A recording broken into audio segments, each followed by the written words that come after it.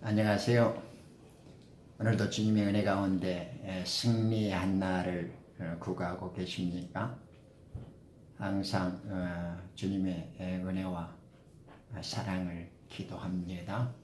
생명을 되살리는 기독성, 성경이 열리고 구원과 만나는 기독성, 일권독법 총괄 지설의 기독성, 모선사입니다.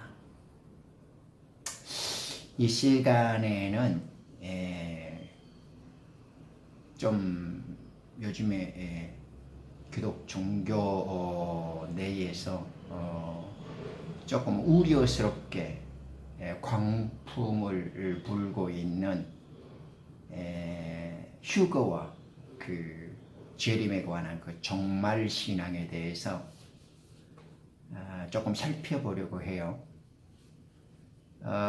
휴거에 대한 많은 그 오해와 그 진실에 대한 조금 이제 불편한 그 문제들이 아무래도 조금 있는 것 같아요. 그리고 또 지금 우리가 그 기독선에서 지금 환향 노정에 대해서 이제 접어들었지 않습니까?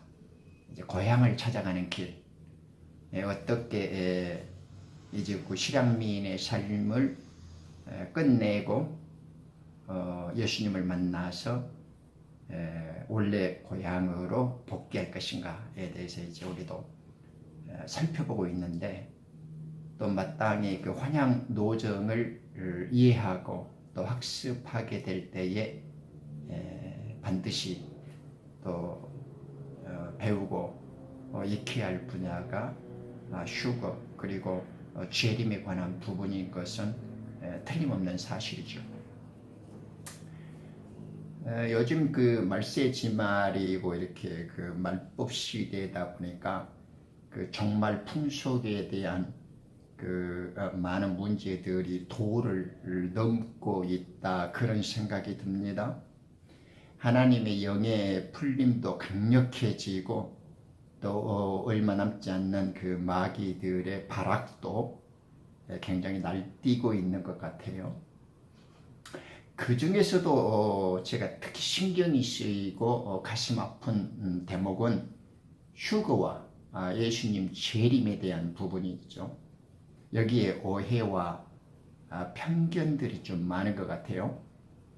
저는 물론 예외 없이 여러분들과 마찬가지로 휴거를 소망하고 있고 신랑 예수님을 맞이하려고 고대하고 열망 속에서, 그리고 복된 소망 속에서 하루하루 살고 있는 하나님의 백성이기도 하죠. 물론 활발한 논의와 그 광범위한 연구가 이루어지고 또 이를 통하여 보다 바람직한 신앙의 모습들로 건축되어지고 우리들의 삶이 조금 알찬 그 진실한 모습들로 열매 맺어진다면 저는 굉장히 좋은 일이고 바람직하다고 생각합니다. 그런데 이제 좋은 면보다는 오히려 이 불안과 염려가 생기는 것이 다음에 한 3-4가지로 이제 살펴볼 이유들이죠. 함께 이제 생각해 보기로 해요. 지금 그 휴거를 들먹거리는 그 사람들 가운데 거의 이 중증 환자, 거의 정신병 수준의 말을 하는 사람들이 단정적으로, 물론 이 자신의 참 모습이라든가 어떤 소망이나 그러한 것들에 대한 어떤 그 사모하고 어떤 강력한 그 희망을 갖게 하는 그런 자신감들은 이해가 가지만은 환란 전 휴거니 환란 또 통과하니 뭐 환란 또 중간에 그런 휴거가 있느니라고 굉장히 이 도식적이고 이분법적인 구조 속에다 놓고 이방 교회 사람들 그들은 하나님의 그 재림 또 이렇게 환란이 본격적으로 있기 전에 모두가 구원된다. 그러니까 우리들은 그것과 상관없이 하나님 맞이하기로 공중 영접되어질 혼인의식에 참가하는 신부들이다. 이렇게 굉장히 좀 주장을 하는 분들이 많이 있어요. 그런데 이 환란의 시기를 말하는 것보다는 더 본질적이고 중요한 문제를 간과하고 있는 것 같아요. 휴거를 받든지 또 휴거를 못 받든지 또 휴거가 자신의 삶 속에서 연기되든가 또 유예가 되든가 아니면 나와 자신이 속한 그 공동체 속에 향하신 하나님의 그 어떤 의도와 목적이 계신지 잘 모르죠. 그런 어떤 상황에 있든지 하나님의 기쁘신 뜻과 그 영광을 위해서 받드는 그런 그 순교와 그 순종의 그 메시지, 그런 신앙의 자세들이 훼손되고 실종되어지는 것 같아요. 그런 식으로 언제 올지도 모르고 어떻게 되어질지도 못하는 상태에서 그 과도한 확신, 좀 지나치리만큼 좀 값싸게 남발되어지는 그 휴거의 주장과 그 어떤 과욕들이 정말 바람직한 문제들인가, 이런 것을 좀 이렇게 생각해 보려는 거죠. 이 환란 전에 휴거가 된다고 이 장담하는 자들이 다 예외가 없이 그렇게 말하는 것 같아요. 마치 휴거가 따놓은 당상이요, 제 손안에 들어있는 그 꽃감 마냥 이야기를 한단 말입니다. 이것이 참 부끄럽고 두려운 일입니다. 문제는 그런 사람들의 가르침을 가만히 꿰뚫어 보면 좀 미안하고 부끄러운 이야기인데, 휴거와 그 재림에 대한 그 성경적인 깊이와 그 본질적인 그 깨달음에 대해 이해가 부족하다라는 거예요. 이것이 진짜 문제예요.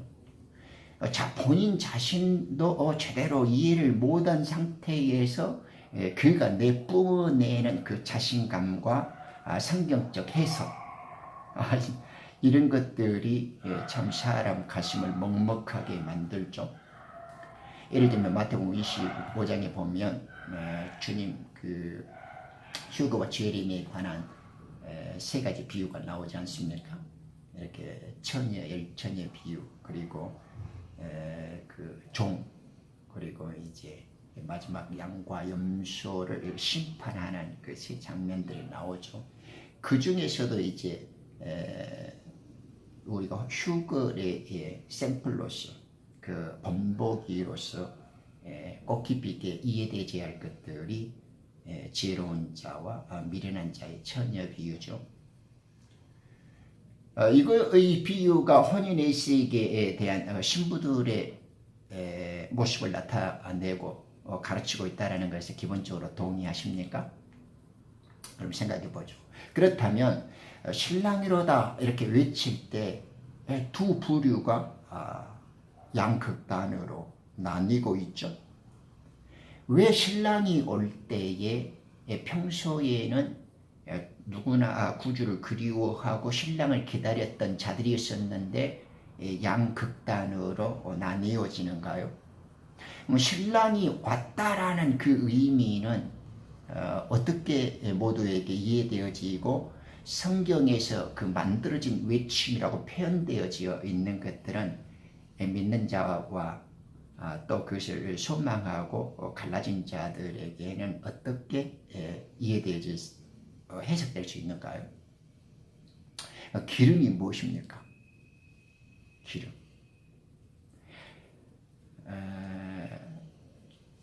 제가 이렇게 보려고 하는 건 아닌데 이게 스치게 되어지면 이런 분들이 그분들이 이렇게 가르치고 들먹거리는 걸 보면 이러더라고요.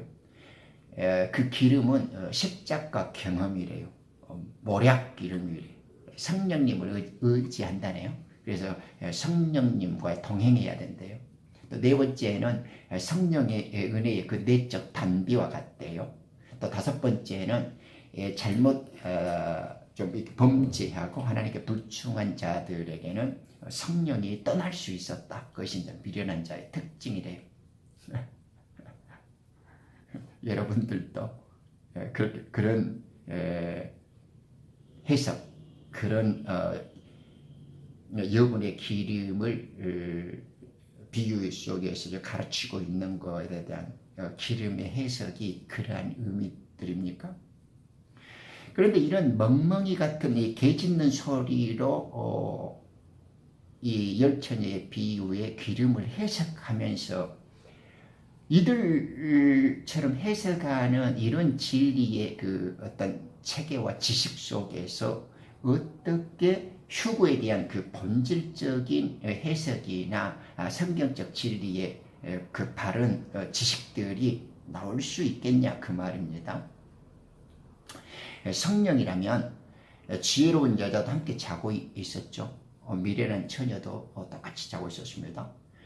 그러면 성령님이 밤중에 미련한 처녀들에게만 살짝 떠나버린 겁니까? 아무 일도 없었고 아무 예외적인 사건이 없었어요. 그 두 부류가 똑같이 밤중에 졸며 자고 있었고 다른 상황은 나타나지 않았습니다. 그리고 신랑이로다라고 하는 그 소리에 동시에 일어났죠. 그럼 그 사이에 미련한 자들에게 그냥 성령님이 살짝 그들만 홀로 떠나버렸습니까? 그들 부류에게서 어색하죠. 다섯 번째, 이게 보면 성령의 그 기름이라고 하는 문제가 저마다 각자의 문제고 사야 할 것들이라는 것을 깨닫게 되어지죠. 또 사로 갔다라는 것을 보면 많은 시간과 노력이 조금 필요하다는 걸 우리가 알 수 있습니다. 평소에 준비라든가 시간이 있을 때 그 어떤 내적 채워짐이 필요하다는 것을 알게 되어지죠. 일곱 번째, 13절에 보면 신랑 예수님을 만날 때 필요한 그 무엇이 갖춰져야 함을 증거합니다. 예수님 자신이. 왜냐하면 그 준비가 되어지는 것이 예수님께서는 깨어 있어라 이렇게 말을 하지 않습니까? 그 날과 시와 해당된 그 날과 시와 관련되어진 그 어떤 것을 깨닫는 것이 준비되어져야 할 필요성에 대해서 그 기름과 불가분의 관계가 있다는 것을 예수님 자신의 결론적인 말씀으로 이렇게 표현해주고 있다는 걸 알 수가 있죠. 제가요 두 번째 염려를 느끼는 것은 휴거의 실체입니다. 이 설교나 혹은 이렇게 동영상이랍시고 휴거와 재림을 말하는 사람들이 참 많죠. 그럼에도 그 휴거의 본질과 그 정법에 대해서 정통하고 그 휴거의 바른 실체를 말하는 사람을 저는 아마 딱 한 명 본 것 같아요. 외국의 어느 그 설교자였었는데 가슴에 손을 얹고 생각해 보십시오. 마태복음 25장에서 그 나오는 열처녀 비유가 어리석은 처녀라고 우리가 미련한 처녀라고 비유되잖아요. 그 사람들도 평생을 신앙을 가져왔었고 누구보다도 신랑을 그리워하고 있었던 부류의 사람들이란 걸 알 수 있죠. 손꼽아서 신랑을 기다렸던 사람들이죠. 밤이 늦도록 기다렸다는 데서도 우리가 알 수 있지 않습니까? 쉽게 산술적으로 해석해도 사람은 반반일 수 있고 또 교회라고 말해도 절반의 탈락자가 나온다라는 것을 5대5에서 금방 알 수 있잖아요. 어떤 사람은 그 5의 성경적 숫자가 율법이기 때문에 복음으로 바꿔야 된다 이렇게 주장하는 자들도 봤습니다만 그 복잡하지 않습니다. 성경은 성경을 정확히 증거하고 있는데 성경이 말하는 그 진실과 진리에 대해서 정확히 이해를 못하니까 이제 자기 소설을 써야 되고 멍멍이처럼 이렇게 개 짖는 소리를 이제 우아하게 만들어내야 하는 슬픈 이제 일들이 이제 존재하게 되어지는 거죠. 휴거 신앙과 예수님의 그 신랑 맞이의 절반이 탈락된다라는 것이 예상된다면 그 어설픈 기대와 막연한 상상 속에서의 소망을 마치 현실처럼 그리고 진짜 자신들에게 휴거가 지어지고 손에 잡히는 것처럼 과대한 확신과 그 과장된 그 어떤 희망을 불어넣어주고 지나치게 그런 어떤 기대 속에 사람을 몰아가는 것이 과연 효과적이고 신앙적 유익이 있는 방법인가? 이런 걸 한번 우리는 심각하게 고려해 봐야 한단 말입니다. 정말 어리석은 처녀들로 비유된 그들의 그릇에 다 떨어졌던 기름이 정말 단순히 성령입니까? 그냥 예수 그리스도의 십자가의 죽음과 사랑을 뜻하는 그 내적 어떤 경험이면서 그 모략기름이라고 이렇게 가르쳐도 아무런 부끄러움을 느끼지 못하는 것입니까? 정말 그런 해석과 그런 어떤 가르침을 내놓고 그들을 믿고 따르는 성도들에게 아무런 어떤 부끄러움이나 그 양심적 가책을 느끼지 못하는가요?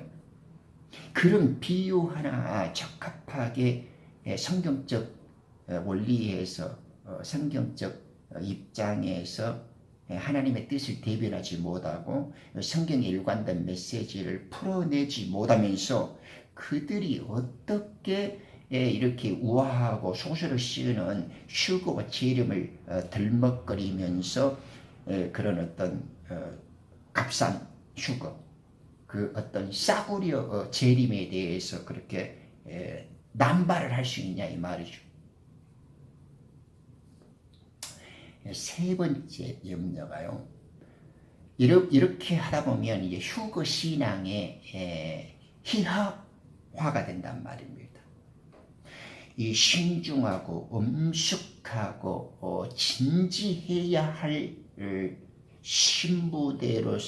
신부가 신랑을 그리워하는 이 소중한 믿음과 삶의 그 진지한 어떤 믿음이나 소망들이 이렇게 어설프게 남발되어지는 휴거의 들먹거림 속에서 우스꽝스러워져 버리고 좀 이렇게 요술방망이처럼 어떤 이렇게 구원이 날조돼 버리고 신랑 그 예수와의 그 만남이 조롱거리 또는 이렇게 값싼 어떤 그 싸구려 그 물건처럼 이렇게 비하되는 거죠.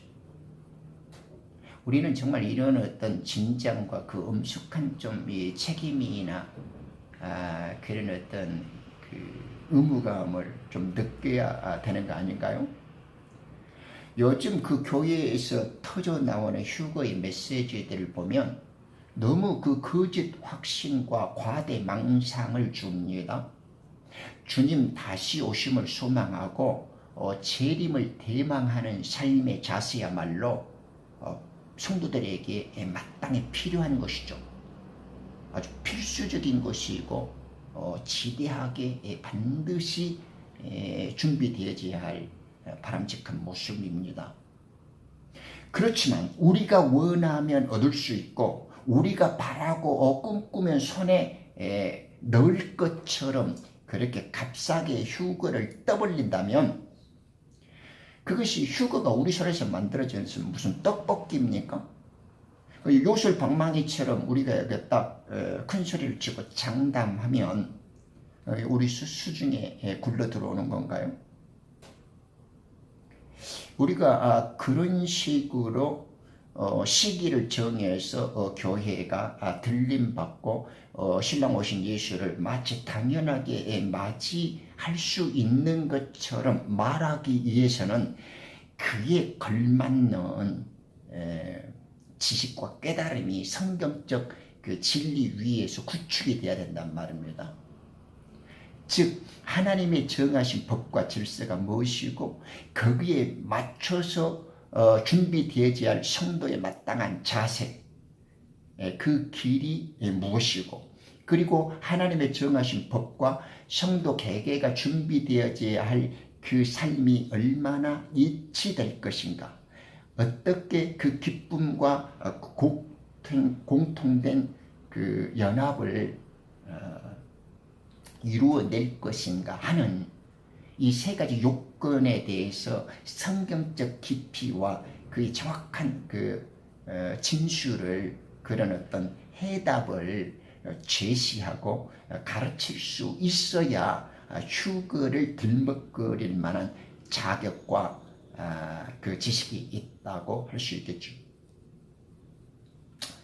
어떻게 이런 저질 휴거 신앙, 어떻게 이런 싸구려 휴거의 복음들이 우리 사회에 이렇게 요원의 불길처럼 이렇게 확산이 되어지고 너무 쉽게 남발이 되어지는 건지 조금 우리가 이쯤에서라도 한 템포 쉬고 좀 진지하게 다시금 반성과 검토의 시간을 가져봐야 되지 않을까, 저는 이렇게 생각합니다.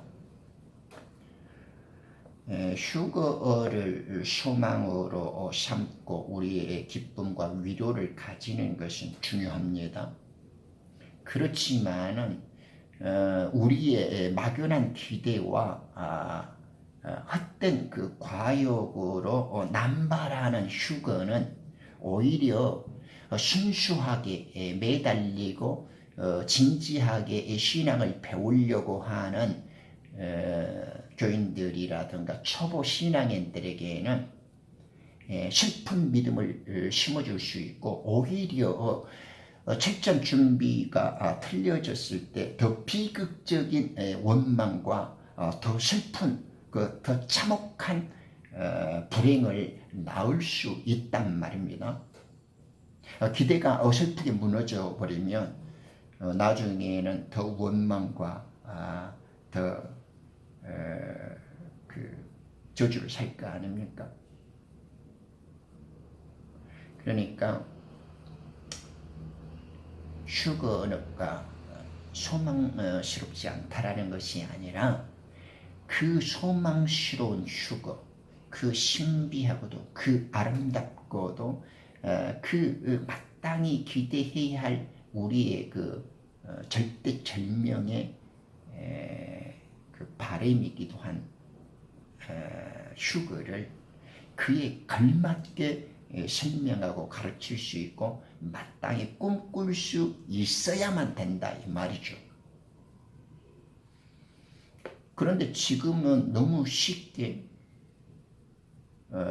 환란 오기 전에 우리들을 통과한다. 그러면 내일 휴거가 탈락된 자들도 있을 수 있고, 이 땅에 남겨질 수도 있고, 또 잘못하고 또 원치 않지만은 배도하고 배신당할 사람도 있고, 또 이 땅에 남겨져서 원치 않더라도 순교와 목배임을 당해야 할 자들도 있고, 또 어떻게 경우에는 휩쓸려서 결국에는 지옥 형벌을 넣지 못하는 비참한 상황에까지 나아갈 수 있다는 것입니다. 그럼 우리의 자세가 어찌 해야 되겠습니까? 우리는 환난 오기 전에 구원받아서 예수님의 공중 영접에서 사적인 만남으로 신랑신 혼인의 시기에 참여합니다. 이런 그냥 그 쉬운 소리, 이런 그 값싼 위로, 이렇게 그냥 너무 지나친 자신감이라든가 그냥 호언장담 같은, 그런데 그걸 가르치는 자들의 수준은 너무 성경적으로 좀 떨어지고 어울리지 않는 상태에서 그런 과도한 남발, 괜히 너무 이렇게 쉽게 내뱉어내는 휴거 신앙과 재림에 대한 자세와 태도는 바람직하지 않다라는 생각입니다. 그러니까 우리가 좀 책임 있는 자세를 가져야 되겠고, 휴거에 대해서 처음부터 끝까지 그 본질과 실체에 대해서 성경적인 진리, 하나님이 정하신 그 법과 체계를 정확히 꿰뚫어보고 좀 더 진지하게 그것을 배우고 받아들이는 성도들에게 어떻게 하나님이 정하신 그 때와 그 진리들을 자기의 삶 속에서 잘 깨닫고 맞추어낼 수 있겠는가. 그 하나님의 정하신 법과 진리를 그의 삶 속에 받아들이고, 즉 잘 수용하고 납득하고 설득당하여져서 하나님의 기쁨을 이룰 것인가. 거기에는 적당한 회개의 정결, 그리고 그 거룩함, 그리고 하나님께서 그 영의 진리들로 마지막까지 보증하시고 인도해 가시는 그러한 섭리들을 이렇게 조심스럽게 마치 살얼음을 걷는 것처럼 그런 진지하고도 신중한 자세로 소망하고 그것을 배워 나가는 것이 바람직하지 않냐 이것이죠. 닥치지도 않고 어떻게 될지도 모르는데 교회에 속한 자들은 환난 오기 전에 어둠 이렇게 재난과 핍박과 죽음을 보지 않고 공중에서 주를 영접할 것이다라고 마치 자기가 하나님인 것처럼 떠들어 버리고 그렇게 쉽게 이해하게 만들어진다면 그것이 누구의 허물이고 책임이겠냐 이 말입니다. 말하는 자야 지멋에 취해서 떨었다고 하지만은 그걸 순수하게 받아들이고 잘못 오해해서 그런 어떤 슬픈 믿음이라든가 헛된 확신을 가졌던 그 순수했던 그 교인이나 신자들은 만약에 그 사실과 달랐을 때에 그 철회되어지는 비극과 불행을 어떻게 해소하고 감당해낼 수 있겠느냐 그 말입니다. 오늘은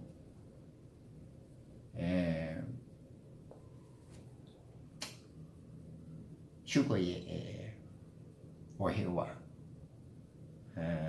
그 진실, 그러므로 이 해석의 기준과 잣대도 바르게 되어져야 하고 예수님의 그 가르침을 우리가 정확히 이해하고 깨달아야 되는 것이 먼저 선행되어야 한다는 것.